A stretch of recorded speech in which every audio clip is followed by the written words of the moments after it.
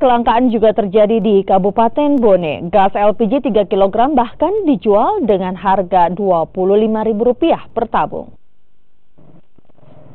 2 pekan terakhir, warga di Kabupaten Bone kesulitan untuk mendapatkan gas LPG 3 kg di pangkalan dan di tingkat pengecer. Sejumlah pangkalan dan pengecer mengaku kesulitan untuk mendapatkan pasokan. Selain langka, harganya pun naik mencapai Rp25.000 per tabungnya. Kurang. Bagi warga bagaimana tanggapannya dengan kurangnya gas ini, Pak? Ya, mau beli tidak ada gas. Jasa mau beli tidak ada, Pak? Iya. Ini terjadi sudah berapa lama nih, Pak? Sudah ada seminggu atau gimana, Pak? Ya, sekitar 2 hari.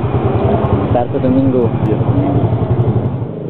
Langkanya LPG 3 kg diduga lantaran ulah oknum di tingkat pengecer yang menjual lintas daerah. Kemarin itu sebelum pelondalan itu 1 kali 2 hari sudah datang gasnya. Kalau air ini rasa 1 kali 1 minggu, biasa 2 kali 1 minggu.